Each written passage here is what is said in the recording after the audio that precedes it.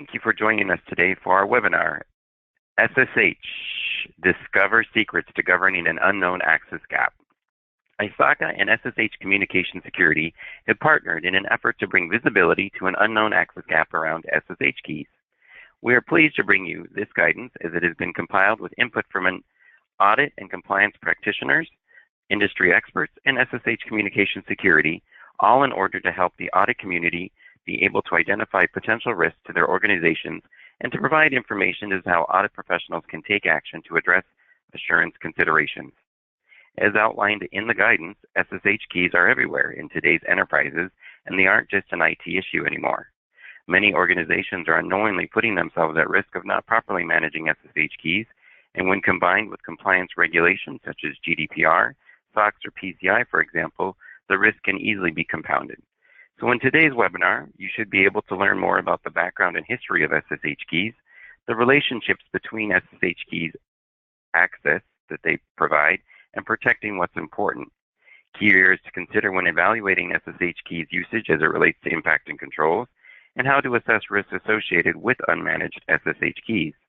And you'll walk away at the end with the best practice control implementations to ensure continuous compliance is in place for your organization. Now it is my pleasure to introduce the speakers for this informative webinar. First, we have Raef Meeuwisse. He is he's got a lot of accreditations, but he is a CISM, a CISA, author of Cybersecurity for Beginners, External Relations Director for ISACA London chapter.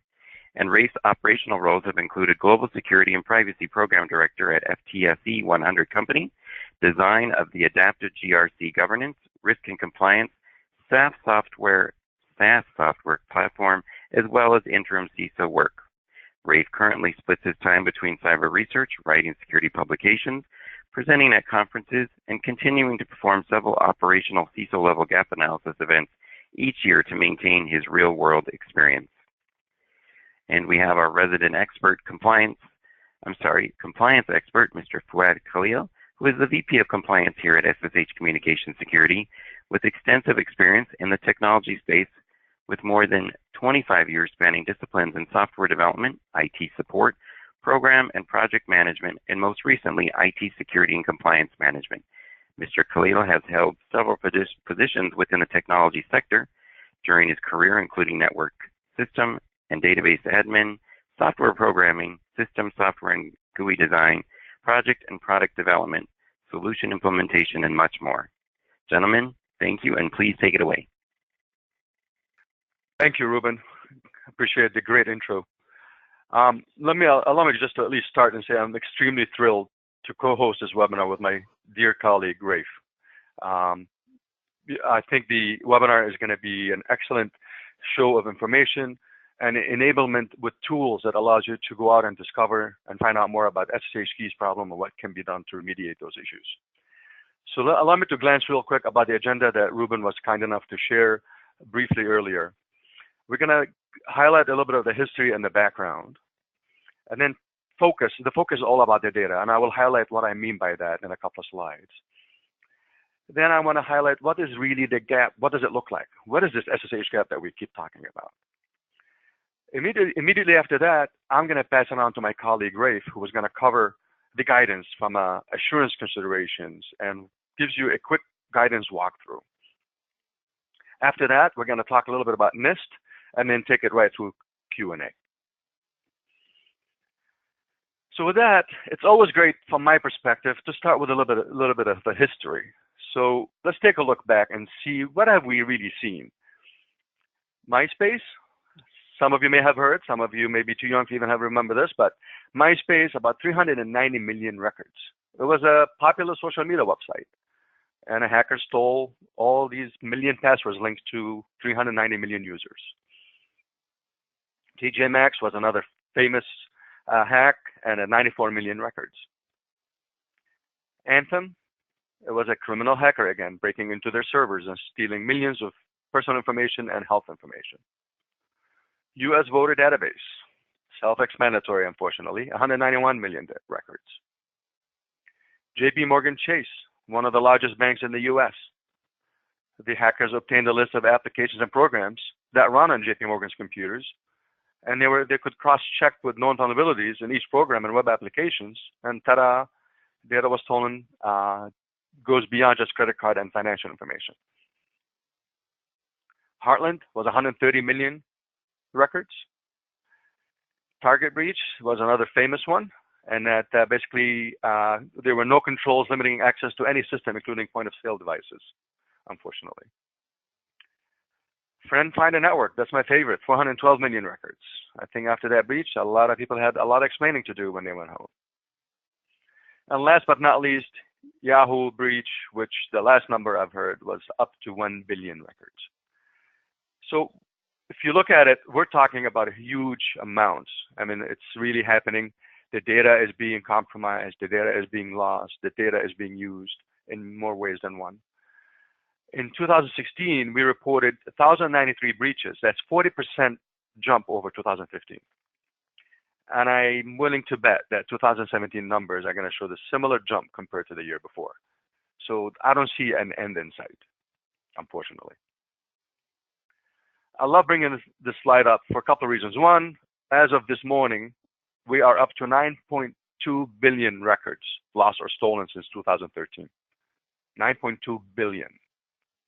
If you break that up, every day there's over 5 million records. Every hour, 215,000. Every minute, 3,500. And every second, we have 60 records stolen. So the numbers are real and the numbers are scary, and we're doing our best as security and technology professionals to keep up. This will be a great time for our first polling question. Great, Fouad. Let me launch that for everyone so they can check it out and actually participate. So the first polling question is, what do you think constitutes important data? So I'd ask each of you on the line now to please select one of the options that are provided there, and then we'll show the results. Give you a few seconds. Keep going.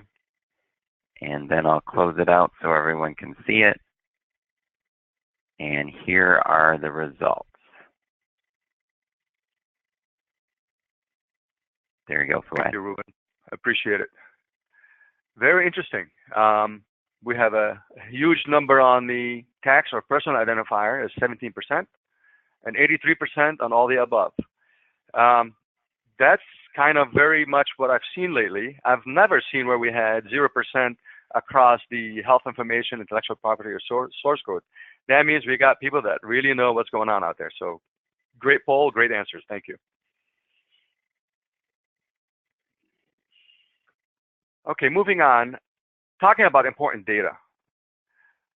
You look at things like a tax ID. You look at bank data, credit card information, date of birth, intellectual property, audit findings, source code, protected health information. That's just health information, what we call it in the US as it relates to health industry.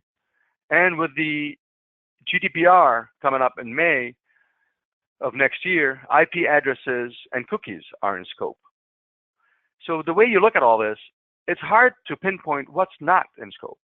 So a lot of companies lately have been taking the exercise where they actually de-identify data. In other words, scope out what they can guarantee is not protected, and the rest will be in scope of regulations and guidelines. So everything is in scope, unfortunately, for the most part. I'd like to bring up this diagram real quick just to show that when we look at this protected data that we highlighted earlier, in our normal day-to-day, from my perspective as a compliance person, I'm having a hard time just to maintain authorized access from my standard end users, the authorized users. Then I have to maintain access and authorized access looking at my system administrators. Of course, we got our third-party vendors giving us the support we need. And you have your automated processes that come in wide ranges for wide different purposes, accessing protected data. So in my normal day, trying to maintain authorized access and making sure that this is all legit, ongoing, is a heavy burden to start with. Unfortunately, the norm always has the threat side where we have the unpredictable. We have the hackers that are out there 24/7 trying to break credentials, leverage exploits, find hardware backdoors. We have the treason insider threat, stolen credentials, and the list goes on and on. I'm hoping that this diagram just simply reflects that we need to do our best to maintain continuous compliance in the norm, to allow some of our resources, some of our time to make sure that the unexpected, the threats are better managed and better proactively controlled. So what is this gap that we keep talking about, this SSH keys gap? Allow me to give you a quick background on it. It's a protocol that was designed in the mid-90s by Tauto Yolonen, who was a student at the University of Helsinki in Finland, simply because he wanted to protect his sensitive information transmitted from system A to system B and make sure that there's no sniffing and no capabilities of stealing that data. That protocol has since been deployed, and it started as SSH protocol for SSH communication security, but then there was an open source SSH as well.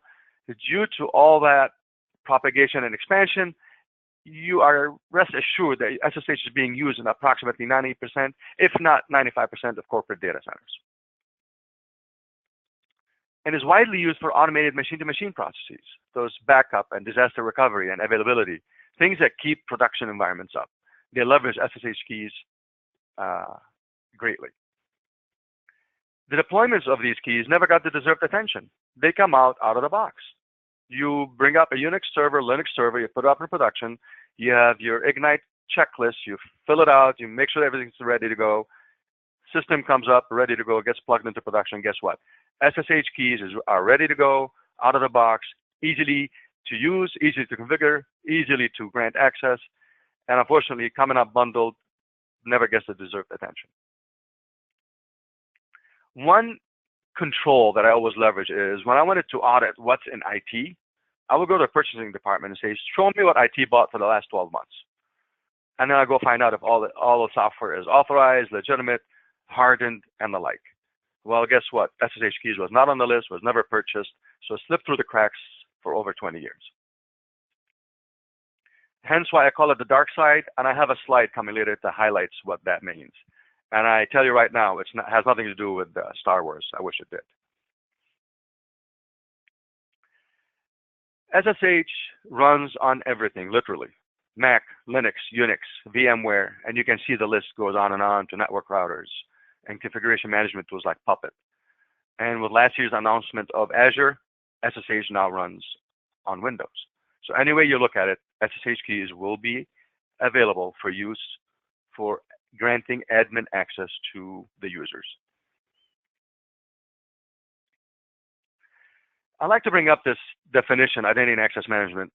The reason I like to bring it up simply because it puts together so many rights in one sentence that makes it impossible to achieve. Identity and access management is a security discipline that enables the right individual to access the right resource at the right time for the right reason. Yeah, you can hire 10 compliance people like me and we'll never have that many rights in one day. But it's a great definition to have up there. But we all talk IAM. So when we talk identity and access management, we've had an access formula that we've always used. Unfortunately, the access formula that we always looked at never included SSH keys. You'll notice that this formula shows you SSH keys, credentials, and access. For all the years that I'm guilty, I'm one of them, I've focused on all my audit and other types of assessments on the credentials and other types of access to my production. I never looked at SSH keys because I assumed they're being taken care of, which is the wrong assumption. So looking at this formula, which in my opinion constitutes full access into production environments, we have to figure out how does that really have to do with access? Well, let me tell you a little bit more. What we did, we worked with one of the large financial firms. And at the point when we assessed 10,000 Unix, Linux hosts, this is the data that we were looking at when we onboarded 10,000 hosts. They had 1.5 million application keys granting access. They had 70,000 database administrator and system administrator keys granting access. So any database administrator could generate their own keys and move on to another database for doing work. Same thing for system administrators to jump from one server to the next to do their job, of course. But look at the numbers. 7,000 monitoring keys granting access. Back to those system processes that leverage SSH. up to 1 billion authentications per year granting access. Now, for those of you with any audit background out there, you know when you start an audit, you ask for a source file, and then you sample audit samples or select audit samples from that source file. What am I going to ask for? 70,000 database administrator keys or 1.5 million application keys? It can get a little bit messy. And I'd like to highlight that the majority of the access of those 10,000 Unix servers was obsolete. I like to bring up this diagram simply because it shows why users out there are leveraging SSH keys. Not because they're malicious in nature, not because they don't want to follow the rules. They're trying to get the job done. Our IT people, our support people, our third-level support, they're inundated with a lot of to-dos on a daily basis. And SSH is an excellent tool to allow them to do and get the job done and get out very timely. And I'd like to bring this gate up that is acting as a gate into a facility in and out. And you can see everybody prefers to circumvent the control because it's easier to get in and out that way. I love this diagram, but it clearly explains why some people prefer to skip the control just to get the job done quicker. But unfortunately, from a compliance, regulatory, and any other type of standards and policies perspective, this is a big no-no. Taking it a step further, those 10,000 Unix hosts, we took a subset of that and wanted to show the different connections coming into production leveraging SSH keys. So if you look in the center of this spider web, that's the production environment. And the rest, this messy spider web, shows all kinds of connections. Now, we talk segregation of duties, especially if you talk payment card industry standards. All cardholder data has to be segregated, and no unauthorized access is accepted at all. And this was a financial institution. So if you look at it, I have connections coming in from miscellaneous, unknowns, development, other production, management, and the story goes on. And then what we realize is 10% of those connections coming into production were root level coming in from unknown sources. Let me say that again. 10% are root level coming in from unknown sources. So if this environment was being audited, any framework, pick any, and they reach a conclusion that showed this diagram, I guarantee you this could constitute material weakness from a controls perspective. Sony breach, I'm sure most of you have heard about this. This was a straightforward compromise, state-sponsored attack, and they actually compromised the credentials of one administrator, logged into the Sony environment, and they leveraged SSH keys to take over one server to the next. The command in Linux simply is SSH key gen, and you can generate any key you want from one server to the next. In a very short time, they had access to the entire Sony production environment.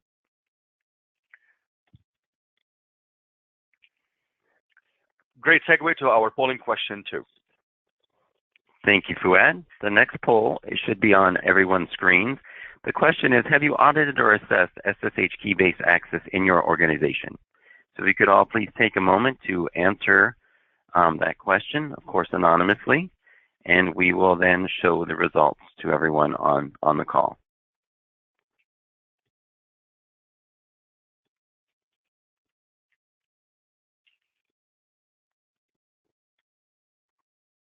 This would be a good time to have some elevator music, I think. Here we go. Nearly everyone has participated. I'll just give it a couple more seconds and close out the poll so then we can show and share the results. And let me share them. There you go. Wow. This is actually very impressive. I salute you. A number one reason is I usually see the majority of the percentages are in the bottom 2 to 3. I see the highest number and not even aware of the elevated issue. I see aware of the keys but was never a priority, but I see that 0% here. So I'm actually clapping and salute you all for great answers where you're 29% audit initiated compliance remediation. Excellent. This is very good. Kudos to your work and keep it up. Thank you for that question. So just to highlight the fact why I call this a dark side, it's a ticking bomb. As I mentioned, it's propagating into all corporate data centers and all different environments over time. 20+ years. It's a tool that grants elevated access and can be used by anyone, anywhere. It's a critical component of logical access. And when I say logical access, it's how you grant access based on an identity. So logical access and SSH are tightly linked. Same thing with privileged access. When you SSH into a server, you can SSH as a super user, as root. And SSH is a critical component of privileged access. And of course, third-party vendors come in, whether they're within your perimeter or coming in from offshore or whatever. They leverage SSH keys to get into your environment. So think about that dark side where they're coming in, unknown identities, elevated access, somewhere unknown.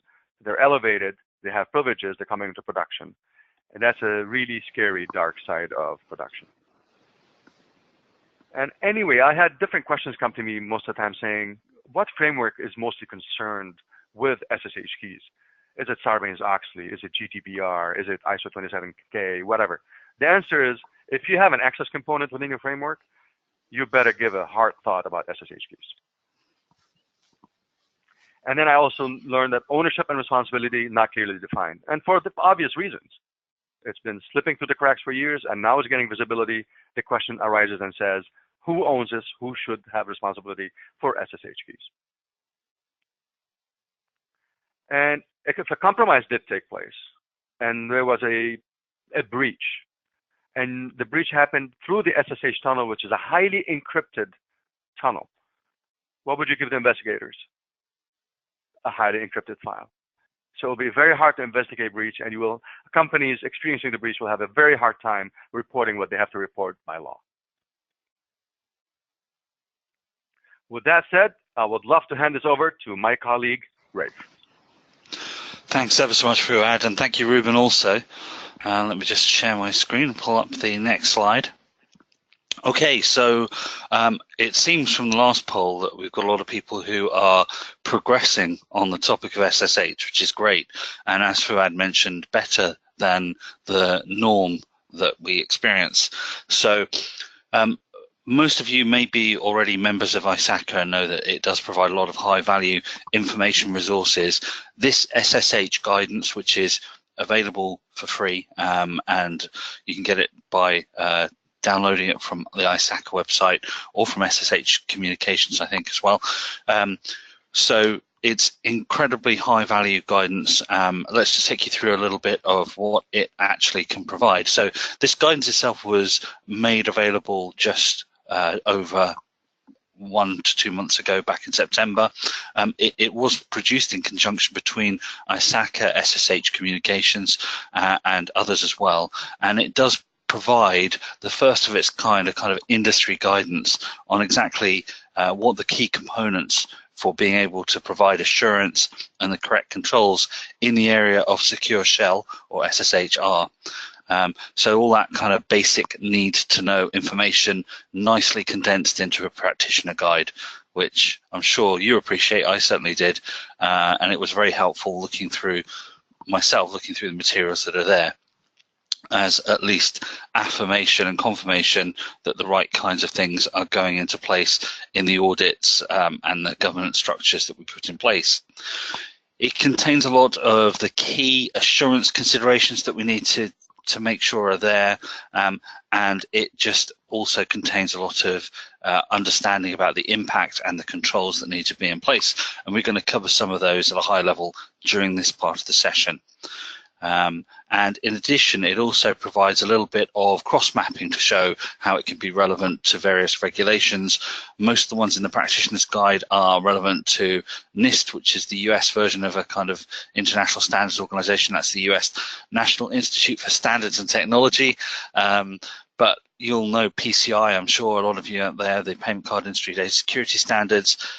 The reason that secure shell is very important is because just about every organization has secure shell, but the vast majority, despite the awareness of the people on this call and this webinar, still don't ensure it's properly secure.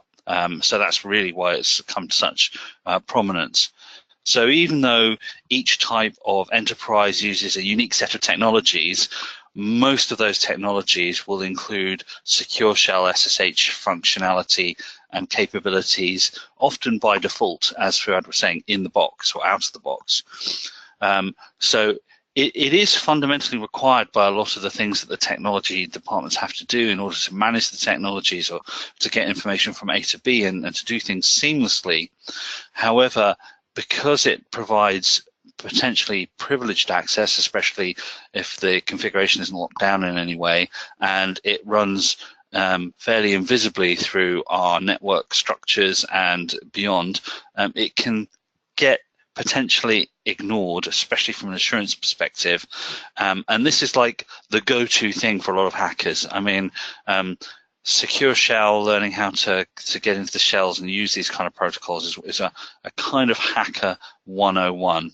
And probably everyone on the call knows this, but SSH in capitals, that's the protocol, and SSH in small letters, that apparently is the client. So just to be aware of the differences when you see SSH in capitals or in small letters.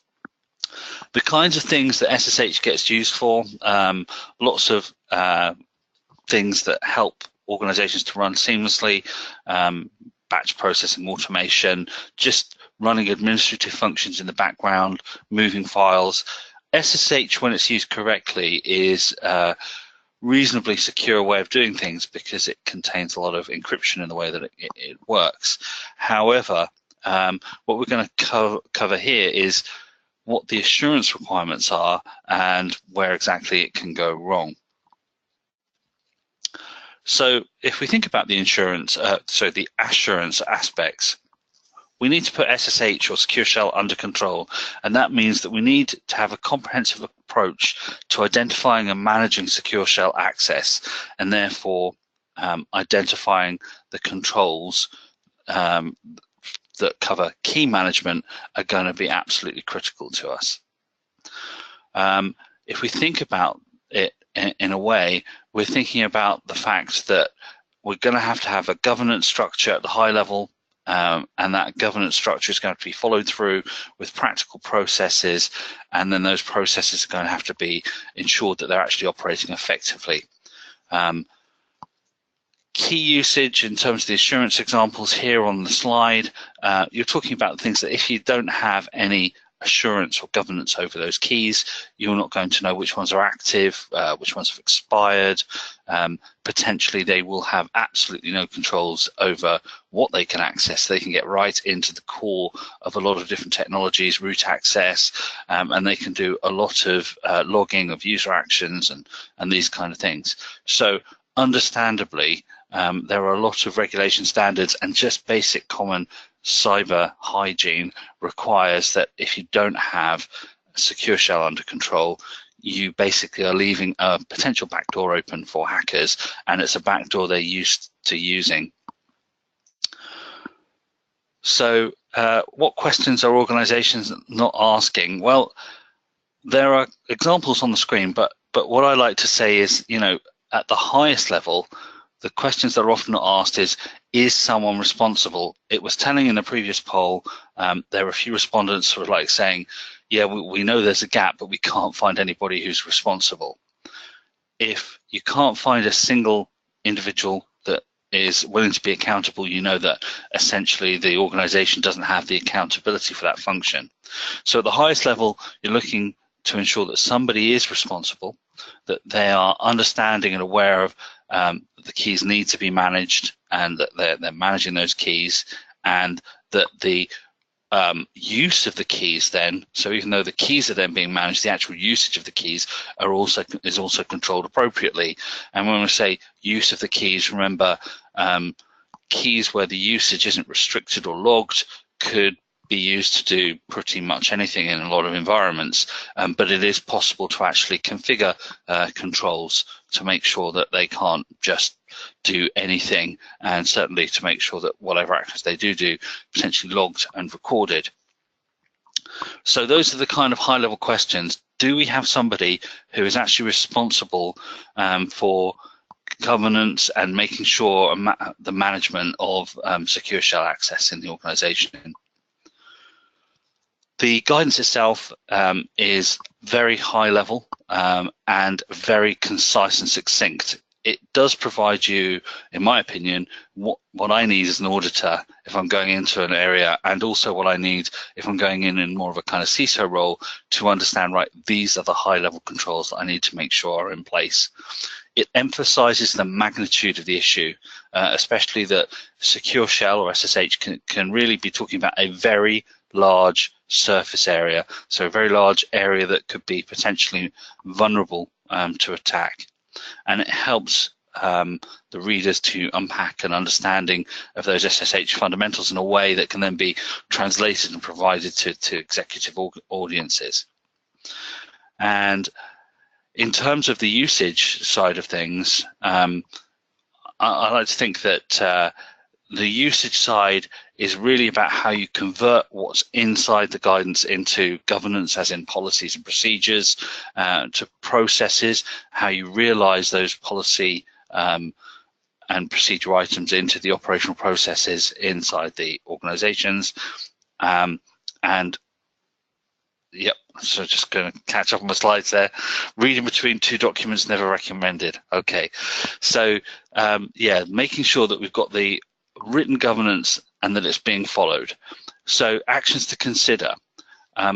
It's not enough to just like say, right, okay, we've got the policies and procedures in place, we've got a person responsible, because they still may not be following it. So you're still going to need to make sure that you're undertaking the right kind of periodic reviews and testing and checking to make sure that those procedures are also being followed. In terms of configuration management, as mentioned slightly earlier, it's a lot to manage manually. As Fouad had mentioned, there's usually a vast number of keys that can be in existence. And if I go into an audit situation and they say, yeah, we manage secure shell, but there's no formal process or automation, I'm going to know that they're going to have a lot of gaps, because it's just too much to manage manually without a documented process. I know that there are going to be gaps. So configuration management is absolutely key. You're going to want them to not just sort of like say they're doing configuration management, but be able to evidence that they have correctly provided that configuration management. Where's the process? Where's the evidence that's being followed? And how are you verifying that there aren't any gaps in the way in which the configuration's out there? So actions to consider at the bottom there: creating hardware configuration. I would always like that to be documented myself. I think if it's not documented, how can people be following it? Automated configuration management, particularly checks on whether or not that's working and what level of compliance it's reached, because anything non-compliant is potentially a gap which could be taken advantage of. And also things like file integrity management tools can be helpful in detecting potential misuse or abuse of the privileges. So in terms of ownership and accountability, what the guidance talks about is, you really need to make sure that SSH is somebody's responsibility. I mean, it says somebody's job there. I think often it can be several people's job. It depends on the size of your organization, but ultimately the critical point here is SSH has to be specifically accountable to somebody, that they need to be responsible for ensuring that SSH is run correctly, the right software updates are in place, the right key management processes are in place, the right usage monitoring is in place. And then once they've established the actual process and the governance for that's actually being followed through and realized, and therefore that's where the assurance function also comes in to make sure that it's going back through, verifying somebody's responsible, the policies and procedures are in place and they're actually being followed. So validating that people know what to do and are in fact doing it. Secure shell can be done robustly and it is very, very useful, but just be aware of just how much comes out of the box. So as Fouad says, a lot of it can slip underneath the radar, just make it through without you knowing it.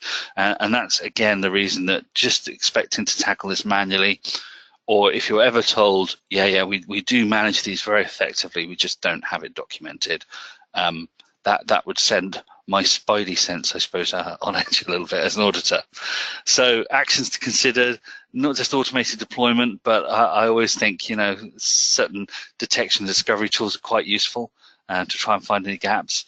Authentication, restricting SSH services so that they can't just do everything, that they're actually restricted as well to what they need to do and where they need to go. That's also very, very important. So in terms of provisioning, let's just find where I'm on this page. Make sure that we are explicitly provisioning the users and deprovisioning them, as in revoking their rights. And we need to be very aware of any exceptions. So watch out for exceptions, because again, as an auditor, if people are saying, yeah, we do provision these people and deprovision these, but obviously it's not practical to run that process over these people over here. Those are the kind of red flags or, you know, potential areas where you know you're going to have challenges and problems. So again, all actions to consider include automated key inventory and discovery, automated key management, technical key protections, and reviewing administrative processes. In terms of the governance side of things, SSH should form part of every risk management kind of review of the overall technology structures, because it is such a widely used potential vulnerability and gap. And without actually being able to validate that the right processes are in place and being complied with, you are going to have gaps that can be taken advantage of in any kind of particular environment. So what you're looking for from the governance is that they are providing the right policies and procedures, following through on them, and then the assurance function is actually there checking to make sure the evidence is in place. And there are further materials available. One of the other materials available through the ISACA site is a kind of drill down audit guidance, which contains very explicit controls and examples of what you can do to actually test for the presence of the correct kind of items in environments to help assure that SSH is managed correctly. And with that, I'm going to pass back to Fouad, who will take you through the next part. Thank you, Raef. I appreciate it. I'm sharing my screen. Hopefully everybody can see the NIST slide here. But thank you. I really appreciate what you went through there and gave the overview of the guidance. And I would want to emphasize again that this is the first of its kind audit tool. It's a great tool to take in-house, start asking the right questions, tackling your teams, going to your administrators, and simply just pinging them and trying to find out how bad is the SSH key problem. And by following the guidance, it will allow you to formally come up with a risk assessment results showing what action is needed to make sure that you have effective sound controls and access controls to your production environment. Thank you, Raef. I really appreciate it. Now, with that, I just want to make a quick mention. NIST, the National Institute of Standards and Technology in the US, also in the fall of 2015, recognized the need that a documentation having to do with SSH is also needed. And it needed to be shared with the government entities and, of course, with the public sector. And the title of the NIST IR 7966 is Security of Interactive and Automated Access Management Using Secure Shell. If I were to change this title, I will start it by saying lack of security of interactive and automated access management, unfortunately, because I am not seeing yet a full control over SSH key environments. I just want to highlight what does the NIST IR bring forward. It talks about vulnerabilities. So when you have a poorly managed SSH key environments, some of the vulnerabilities you're going to encounter would have to range from vulnerable SSH implementations. So if they're being deployed and they're coming out of the box and they're open for use any way they choose to, they've never been hardened, and then that makes their implementation and their existence out there in production quite vulnerable. And improperly configured access controls. And I mentioned earlier, there were 10% of those SSH connections coming in from unknown sources as root level. That is totally unacceptable. You have this scenario of stolen, leaked, and unterminated SSH user keys. They're ready to be used at any time.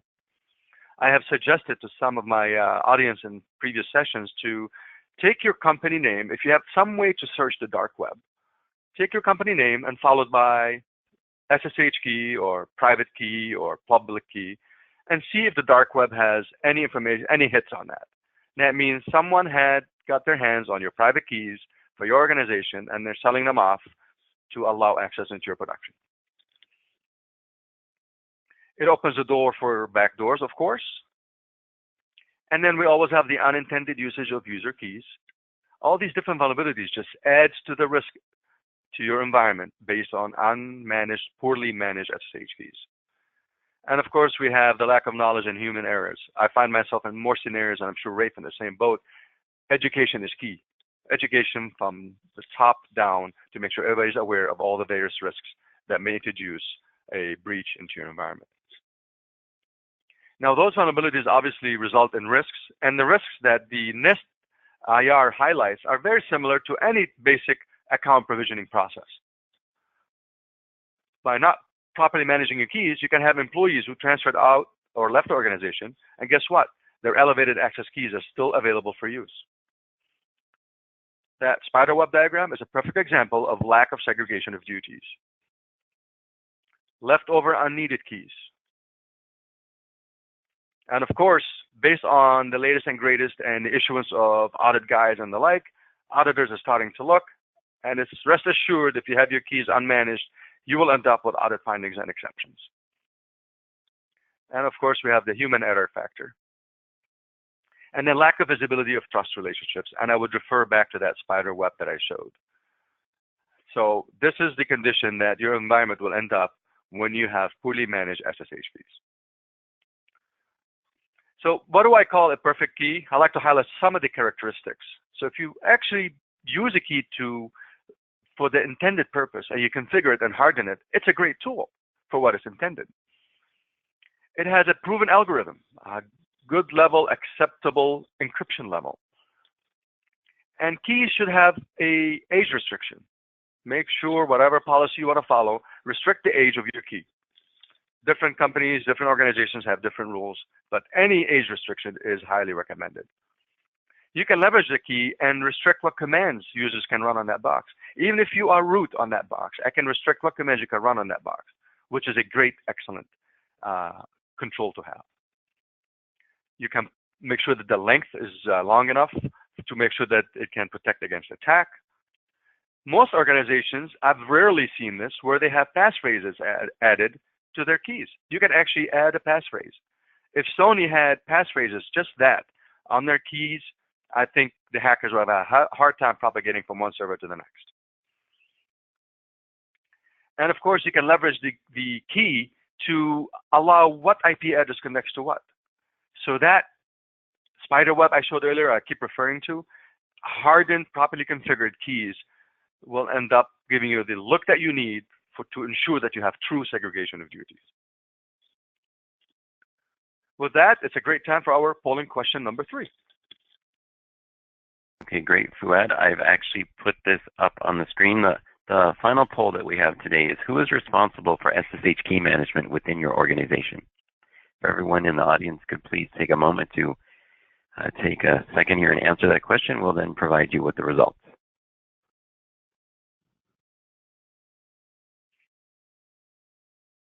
A few more folks are still voting. I can see them in real time here. And I'll close it down here in about 10 seconds. And then we'll share those with everyone to see who actually is responsible for SSH keys. All right, here we go. I'm going to close the poll, and I'll share it now with everyone. Look at that. I have to say the polling questions are coming up with different answers than I'm used to. Unix operations, 0%. I would tend to agree completely with that. So thank you for that answer. And yes, we are broken up in the I don't knows, security operations, identity and privilege access management, IAM or PAM, whatever you want to call it, cryptographic services. I have seen trends in industry where they're more moving towards SSH key management and ownership under the identity and access management umbrella. But I tell you what, every organization is slightly different than the other, of course. if I were to tackle this in my own organization, I would go to the same process and owners for any type of account provisioning and ownership today, and I will make the SSH keys a subset of that. However that works within your environment, as long as there are approvals, documentation, usage procedures, and ensuring that whatever is granted is also revoked at the time that it's done, I think we're all in good shape. Thank you. Appreciate the poll.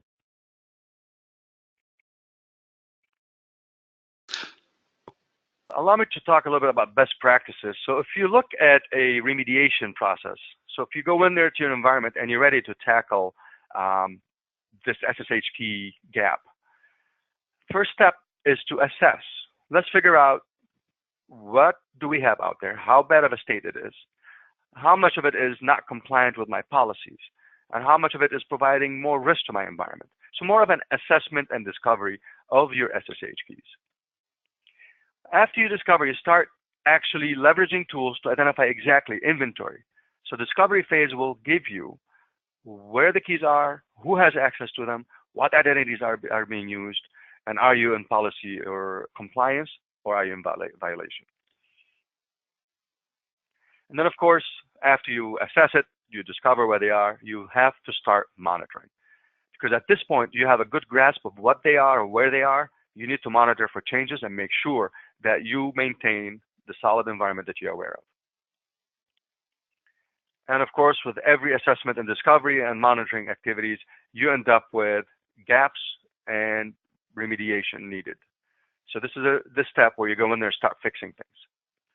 And most of the time, you're going to find yourself eliminating keys that are not needed, locking down the high-level access keys and putting them under a root folder, and so on and so on. And there are a lot of best practice approaches to make sure that you clean this up well and keep an eye on it. And then, of course, the best way to keep an eye on it is implement some level of governance over it. Just like in a financial institution, there's no access granted to anybody unless they go through the rigor process of HR, form approval, ticket opening, access elevated, granting the access based on your role and definition, job description, and then you will get that access, nothing more. The same has to apply for SSH keys. So if I may leave you all with one final thought before we get to the Q&A, I would like to highlight the access formula. So if I were to at least leave you today realizing that your access formula is not just the credentials and not just the other types of access you leverage in a production environment. It must include SSH keys, because that will give you or constitute the entire access into your production environment. And with that said, I will open it up for questions for myself and Raef. Well, thank you, Raef and Fouad, for your time and for providing insightful information to all of the attendees today around the topic facing them around unknown access gap and SSH keys. Now, I do have some questions that did come through, and I think I'll start with you, Fouad, because it came down first while you were presenting. And one here is, and I think this is an important one, and Raef, maybe if you want to chime in on this one too, but the question here is, how do you recommend that, as I, a practitioner, get a senior management to want to take a look at this or get visibility to it? It says to get visibility to senior management about this particular topic. Fouad, do you want me to? Oh, sorry, go ahead, Raef, please. Go ahead. Yeah, I think to make the compelling case to management, you've always got to put it into a business kind of context. And I think the business context here is everyone knows that basic cyber hygiene is really important. They've seen WannaCry, they've seen NotPetya, they've seen these really devastating things happen.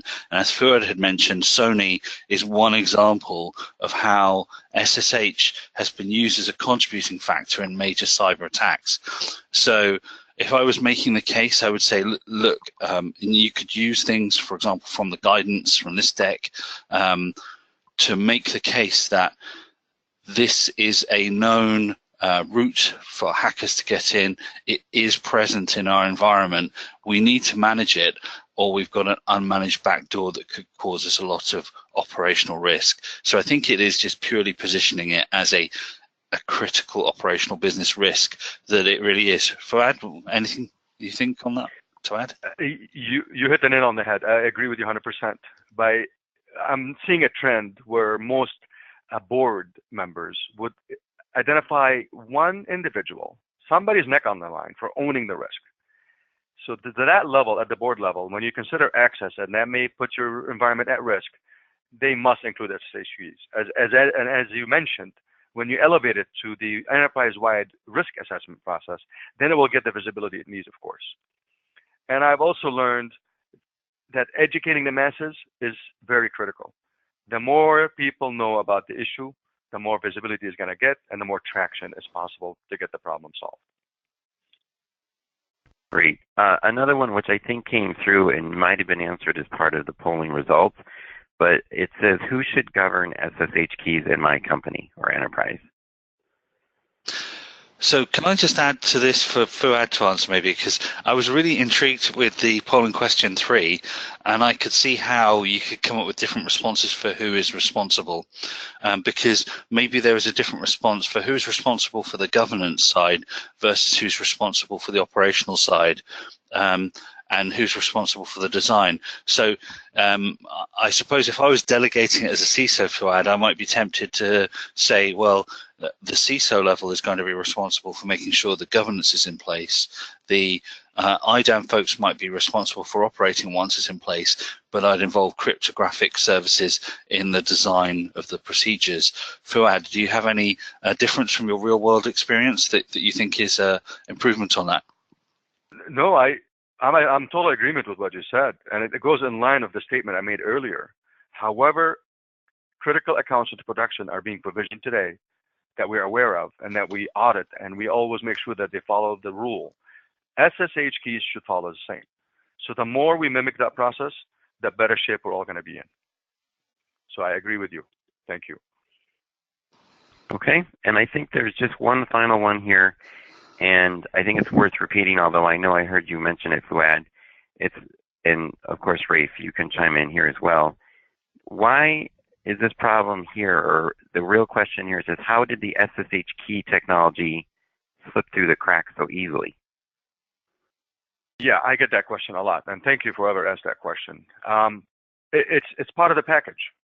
It's bundled with the operating system. It's bundled with your network components. It's bundled with everything you put up in production.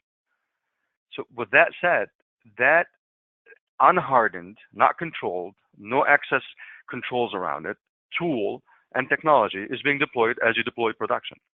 So that alone shows you how rapidly it propagates from one server to the next, from one production environment to the next. And I also like to mention that it does not require purchasing decision.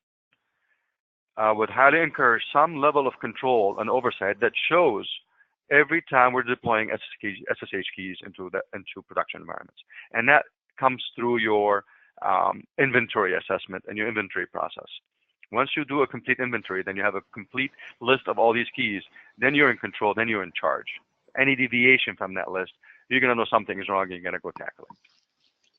Yeah, and I would add to that if you've been into really big data centers, you know, literally you see all the blades there. There's thousands potentially of machines in place, and just purely from a usability perspective, SSH is a really great. If it's managed correctly, it's absolutely essential to the operation of most enterprises. But as with all these things, something is very useful, gets widely adopted, and then the various types of threat actors look for the opportunities to leverage the gaps. And because of just how useful SSH can be when it's running correctly, it is very prolific in most environments, and therefore it's tended to have been one of those things that most organizations are playing catch up on fixing, because there didn't used to be the ability for attackers to get into environments to start leveraging those keys, but now that's a much simpler process. So, excellent. Well, thank you both for your time today. I'd also like to thank all of you again for taking time out of your busy days to attend this webinar, and we hope you've been able to gain insights into how you can better manage your most trusted access and encrypted traffic. And if you'd like to learn more, please visit SSH.com or follow us on Twitter by following the handle @SSH. Once again, thank you everyone and have a great day. This will conclude this webinar.